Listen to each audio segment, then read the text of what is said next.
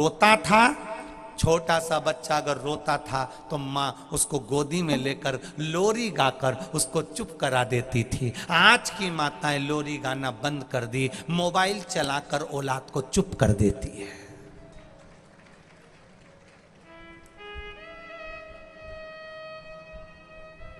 पहले के बच्चे भोजन करते करते अपनी दादी से, अपनी माँ से कहानी सुनते थे।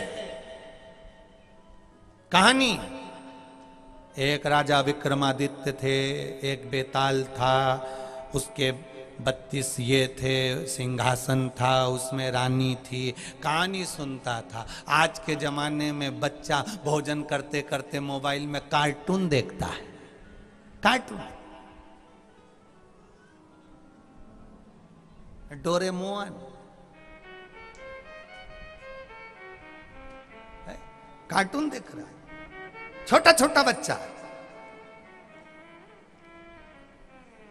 मां ने भी देख लिया। जैसे ही बच्चा घर में जिद करने लगता है, जैसे ही बच्चा घर में चिल्लाने लगता है, जैसे ही बच्चा घर में रोने लगता है, मां इतनी समझदार हो गई, बच्चे को मोबाइल पकड़ा देती है, ले खेलते रहे। अब वो अकेला मोबाइल में लगा रही और तुम आराम से सबसे बात करती रही, फिल्म देखती रही, टीवी देखती रही, नाटक देखती रही, और वो मोबाइल में अपनी लीला करता रहा, देखता रहा। बच्चे को संस्कार क्या दिए?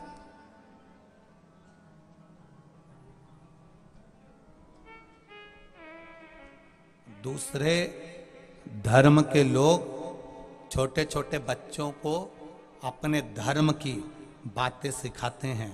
केवल हमारा सनातन हिंदू धर्म ऐसा है, हम अपने बच्चे से कभी नहीं कहते कि तू मंदिर जा। जब बच्चे से हनुमान चालीसा नहीं पढ़वाते, गायत्री का मंत्र नहीं बुलवाते, जब भी कोई मेहमान आता है और अपने बच्चे से खिलवाते हैं, क्यों उस दिन थारा दादाजी ने कौन सी गाली बकी थी, बक के बता दे जरा। अब इतना छोटा सा बच्चा दादाजी जो गाली बके वो बककर बता रहा है।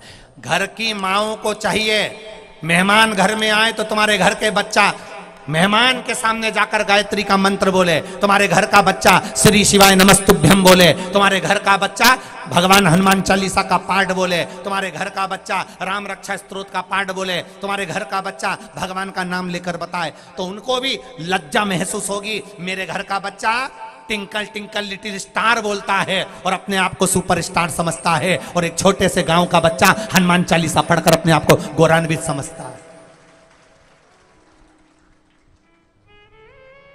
सनातन धर्म की निशानी, एक एक छोटे से छोटे बच्चे को मंदिर तक जाना सिखाओ। एक छोटे से छोटा बच्चा भगवान को जल चढ़ाना सीख जाए, एक छोटे से छोटा बच्चा श्री शिवाय नमस्तुभ्यम बोलना सीख जाए।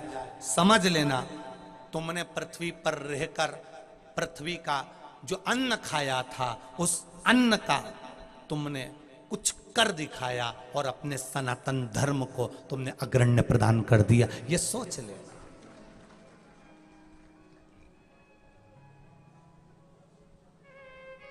आज के समय की बहुएं तो फिर भी रोटी दे रही है रिजीजियों।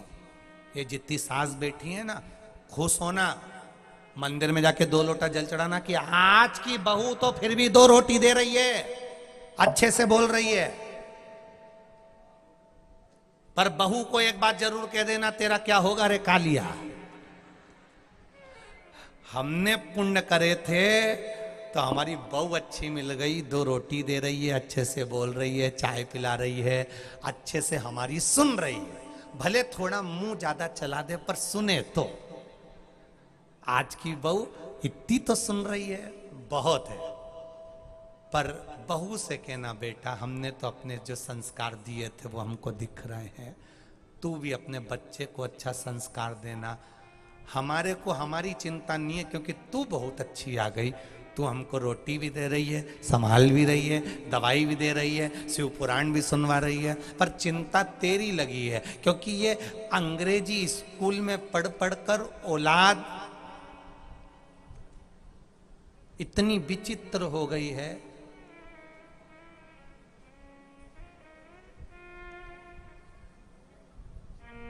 घर के फादर को छोड़ दिया है और ना जाने कितने फादरों के चक्कर में पड़ गई है। समझ में नहीं आ रहा है, समझाना इन बच्चों को।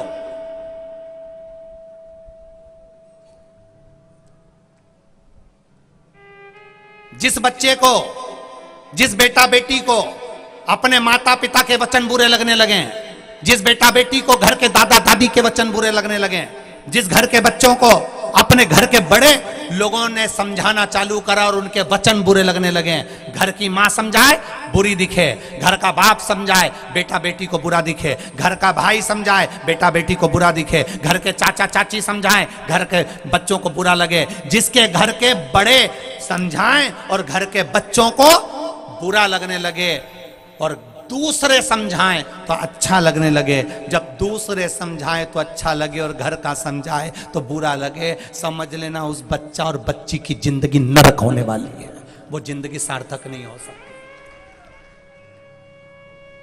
दोस्त कह रहा है अच्छा लग रहा है, बेस्ट फ्रेंड कह रहा है अच्छा लग रहा है, दुनिया के लोग कह रहे हैं अच्छा लग रहा है, और माँ ने कहा तो बुरा लग गया, पापा ने जरा सा कहा बुरा लग गया, दादाजी ने कहा बुरा लग गया, दादी जी ने कहा बुरा लग गया। जिसको दूसरे के वचन अच्छे लगे और घर के लोगों के वचन बुरे लगे, समझ लेना तुम्हारा बर्बादी का सिरा चालू हो गया, अब तुम बर्बादी के सिरे पर पहुंच रहे हो, क्योंकि तुम्हें घर के लोगों के वचन अच्छे नहीं लग रहे, तुम्हें दूसरे के वचन अच्छे लग रहे हैं, दूसरे के शब्द अच्छे लग रहे हैं। जो सनातन धर्म में जन्म लेता है, सनातन हिंदू धर्म में जन्म लेता है, और सनातन हिंदू धर्म में जन्म लेने के बाद भी दूसरा धर्म जिसको अच्छा लगने लगता है, समझ लेना तुम्हारी बर्बादी का सिरा तुमने चालू कर लिया, अब तुम बर्बाद होकर रहोगे निश्चितता। तुम्हें अपना धर्म अच्छा नहीं लग रहा, तुम्हें सनातन धर्म अच्छा नहीं लग रहा, तुम्हें रामकृष्ण अच्छे नहीं लग रहा है, तुम्हें शिव अच्छे नहीं लग रहा है, और तुम दूसरे धर्म की तारीफ कर रहे हो। छोड़ दो राम जी को, छोड़ दो कृष्ण जी को, छोड़ दो शंकर जी को, छोड़ दो भगवान को पूजन करना छोड़ दो, भजन करना छोड़ दो।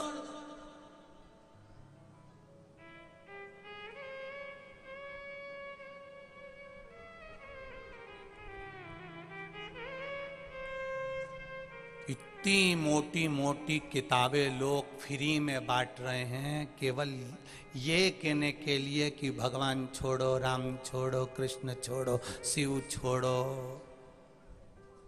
बस केवल हमें भजो,